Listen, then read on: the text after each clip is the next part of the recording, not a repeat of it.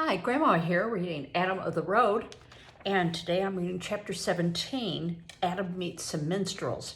Now, if you recall, in the previous chapter, it was the fall of Adam. He fell off the wall, and now we're starting off, and he's in a bed with a bandage around his head. When he came to, he was lying in a bed with linen sheets and a soft coverlet. He raised his head to see more of his surroundings, but immediately the whole room turned upside down with such a sick, hot swirl that he had put his head hastily back on the pillow again and closed his eyes. His head hurt. Cautiously, he lifted his hand to his forehead and felt there was a soft linen bandage. Gradually, the dizziness passed and he ventured to open his eyes again. This time he saw, without moving his head, that he was in a little room with painted canvas on the walls and a narrow window, beyond which was a garden with an apple tree, which of course is significant since we're talking about the fall of Adam and the apple tree. The sight of the apple tree brought back his memory of Adam and Eve in paradise and the demons. Why, he must have fallen off that wall. Then who had brought him here and undressed him without his knowing it, and laid him in the soft, smooth bed? And where was his clothes and his harp? When he tried to look for his harp, the dizziness came again. Some time later, he heard footsteps and low voices. The door opened slowly, and he saw two faces peering in, one above the other. The lower one was a small, plain, feminine face with a turned-up nose and a round little folded-over chin, not young, but still childlike. The other was a man's face with clear-cut features that wore an expression of remote serenity. "He's awake," whispered the woman, and they both tiptoed into the room and stood beside the bed looking down at Adam without speaking. "Please," said Adam, "where is my harp?" "Oh, it's hanging on the peg over yonder," said the man. Adam lifted his head to see, and the dizziness swooped again. While he waited with tight closed eyes for it to clear, he tried to think where he had heard that voice before, low and clear and full of authority. Then he remembered that it was the voice of the figure of the play, and opening his eyes again, he saw the man wore the black gown and cap of a parish priest. So that was how he got here. The woman, who wore a wimple and dark gown, had a bowl and spoon in her hand, drawing up a stool close to the bed. She sat down and began to talk. "Now, you shouldn't have been climbing on that churchyard wall," she said, "but you did, and you hurt your head, poor boy. Can you sit up?" "No, I see you can't. Lie still and don't try again. I've got some milk and a wast of bread for you, and I'll just feed it to you if you were a baby robin." Feeling rather silly, Adam obediently opened his mouth, and she poked into it spoonfuls of the fine white bread softened in fresh milk. "I am Master Walter, the vicar of this parish," said the priest, "and this is Dame Prudence, my sister. What is your name, my son?" Adam, who had just taken a large mouthful, chewed and swallowed hard. It seemed a long time before he could answer. "Adam Quartermain, sir, Roger the minstrel's son." Master Walter's cool brown eyes suddenly warmed with amusement. "Adam, is it?" he said. "So we had the fall of Adam in earnest as well as in the play." His sister nodded her head vigorously. "And it was a real miracle as well as a miracle play," she said, scraping the spoon noisily around the sides of the pewter bowl. "I thought the lad was done for. So he's a minstrel's son. Then that's why," she explained to Master Walter, "he carried a harp." "No doubt," said Master Walter. "Where is your father, my son?" To his annoyance, Adam's eyes suddenly filled with tears. All the times he'd been alone and kept from crying, and now he had to go howl like a baby.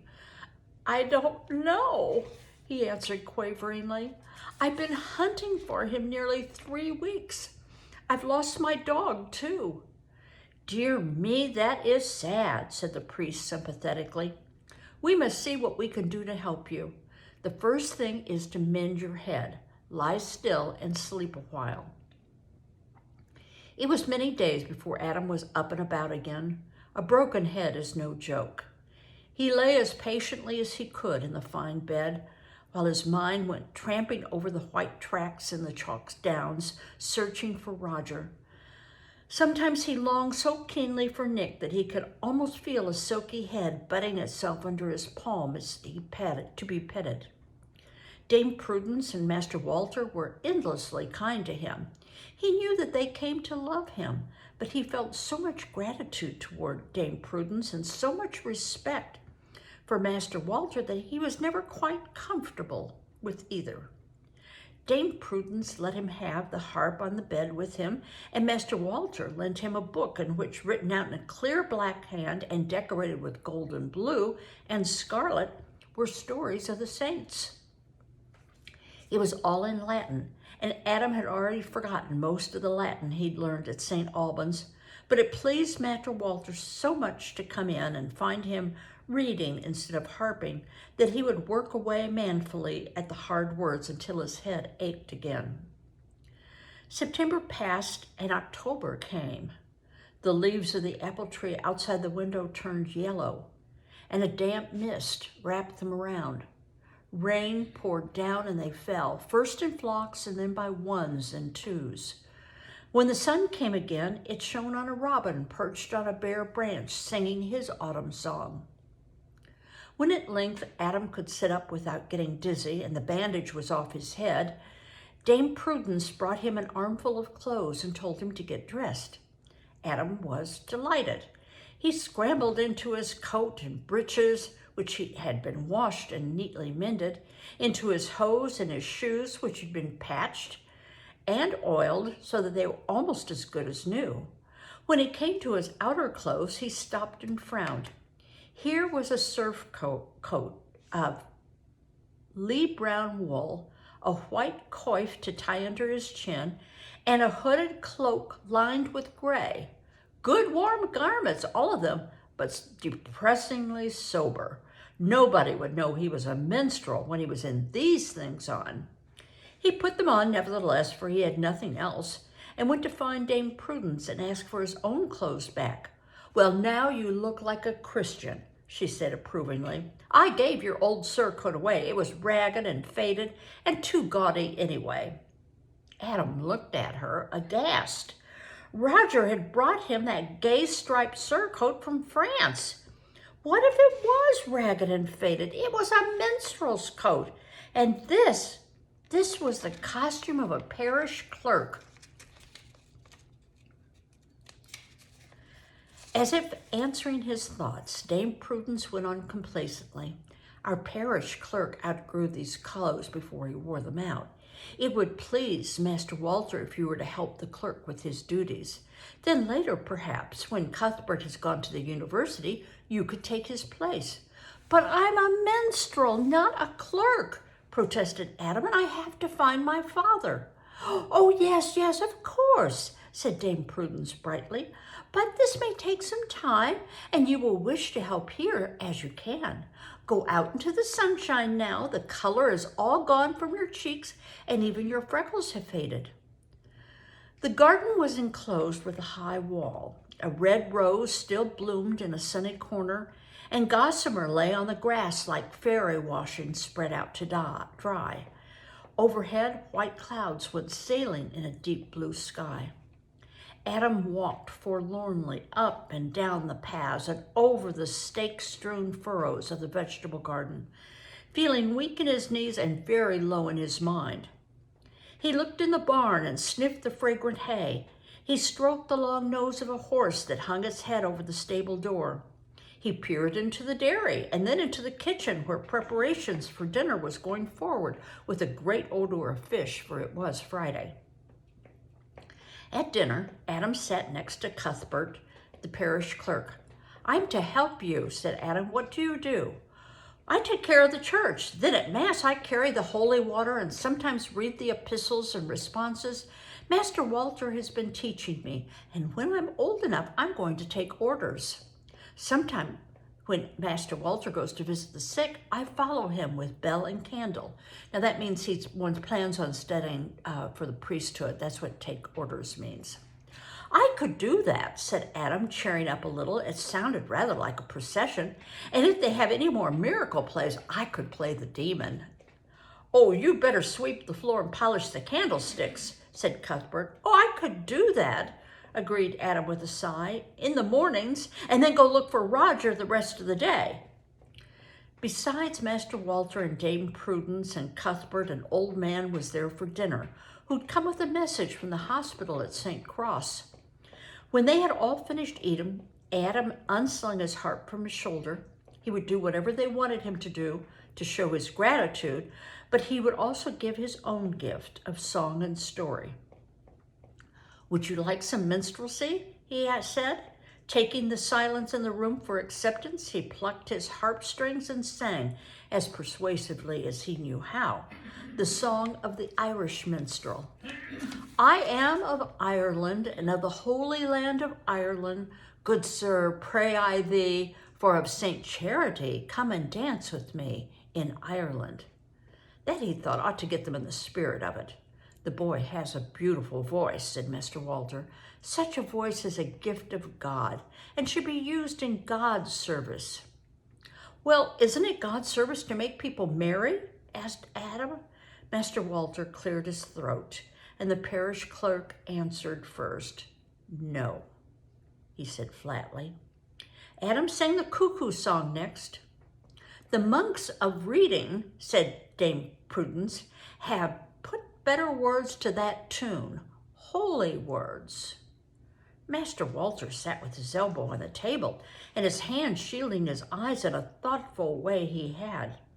Dame Prudence had taken up her distaff and spindle and was busy twisting wool into yarn. The parish clerk looked at the ceiling, but the old man from St. Cross slapped his knee with delight. Do you know my love is to the greenwood gone? He explained. Sing that, boy, sing that. Then he looked around the silent room, and his expression changed, meaning no offense, he mumbled. Perhaps a tale would be better. Adam tried to think which one would be most appropriate. Remember, Roger used to say, a minstrel's first duty is to suit his listeners. Minstrels have a bad name with church folk. And why? Because of the tales they have told them. Emma and the Plowshares is the tale I sang at the enthroning of the abbot, John of Waverley, and that was well liked. Listen, lordlings, said Adam, beginning as he often heard Roger begin, and I will tell you how the holy Queen Emma walked on red-hot plowshares in Winchester Cathedral. Master Walter raised his hand. Let us have no secular tales, my son, he said kindly but firmly. Remember that St. Paul wrote to Timothy, reproving those who lay aside truth and tell tales and fables and such poor devices. We have miracle plays in the churchyard because some poor people have minds fit to learn Bible history only through mumming and play acting, but the vicar's household must stand for higher ways. Adam lowered his harp. A lump in his throat prevented him from saying anything. Master Walter put a kindly hand on his head. You shall sing in the choir, he said. That way you can please God and me. Every day after that, Adam helped Cuthbert put the church in order, polish the great candlesticks and the silver chalice. Every day he sang with the choir at matins and at evensong, and every day he went out to look for Roger and Nick. If he didn't find them soon, he thought despairingly, sometimes he just could not stand it. He did not want to be a parish clerk. He was a minstrel.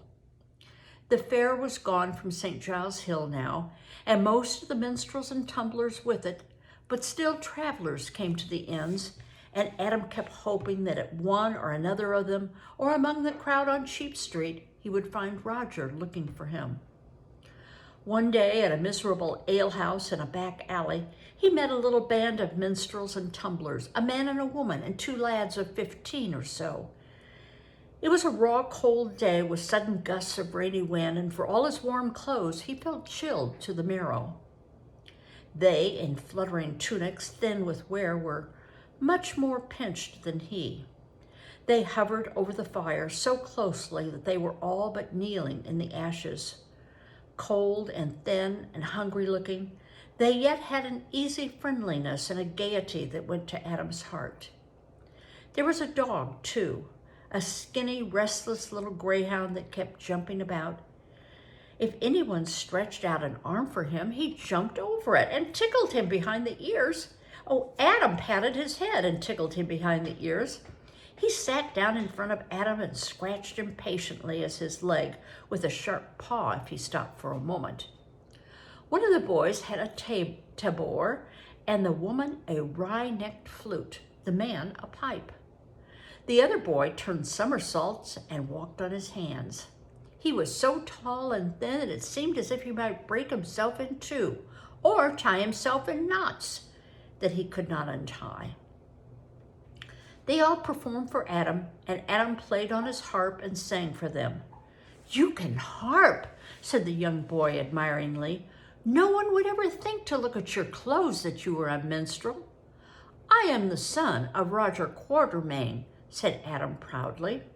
For the first time, the name of Roger woke comprehension in the faces of those who heard it. "Why," exclaimed the boy, "wasn't he the fellow?" began the woman. "Have you seen him?"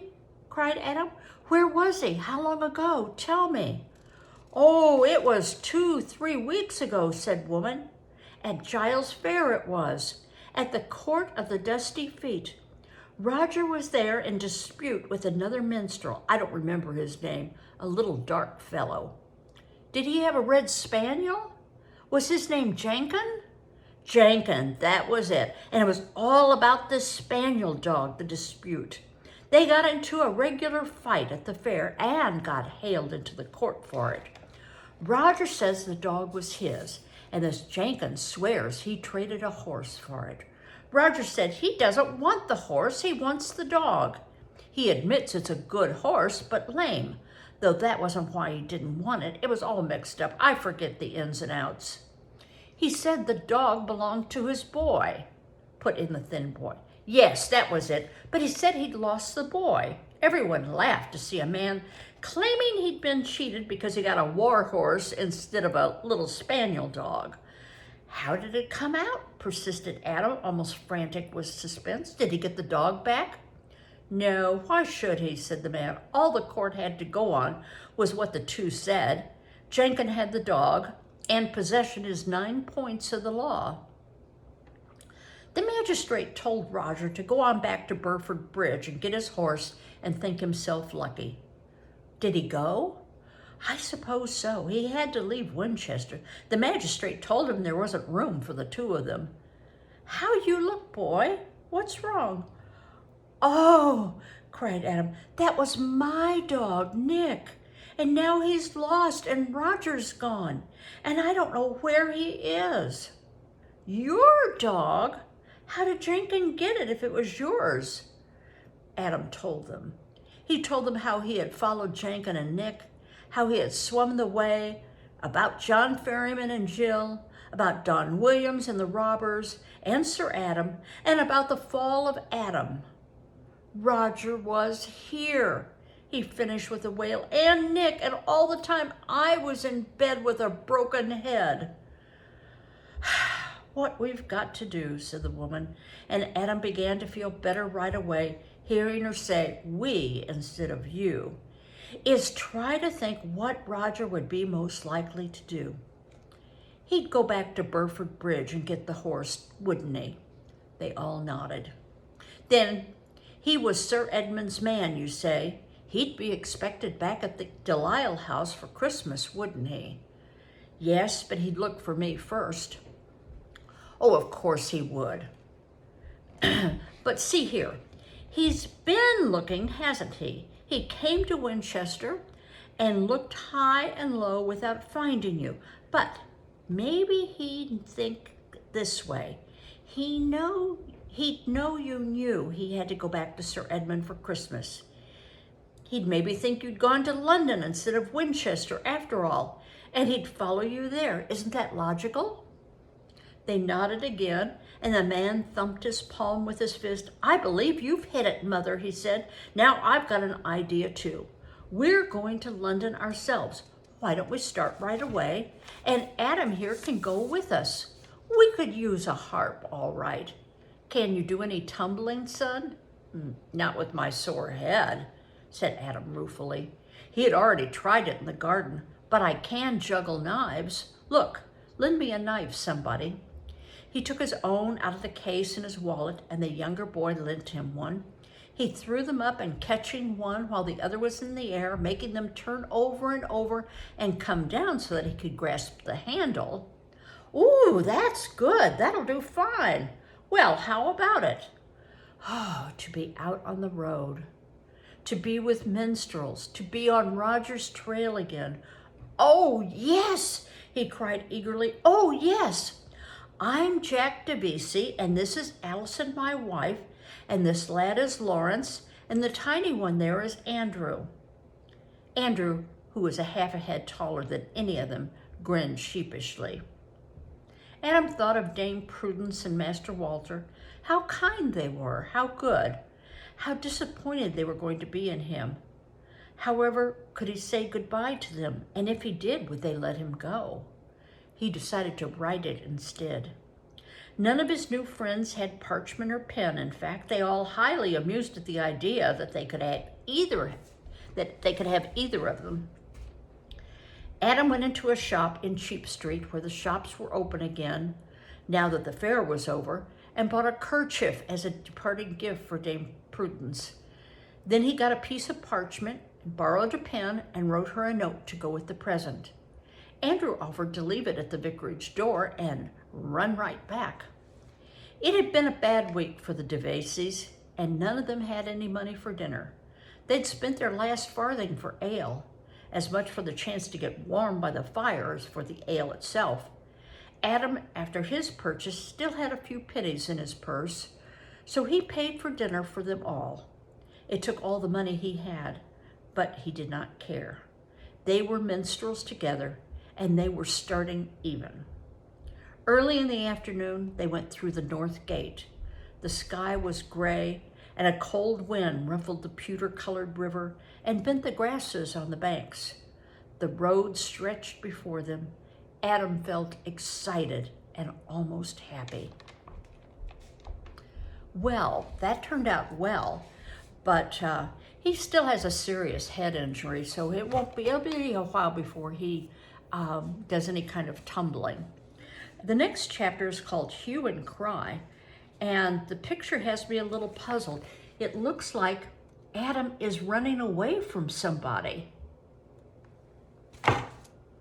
Well, we'll find out the next time I read. Bye-bye.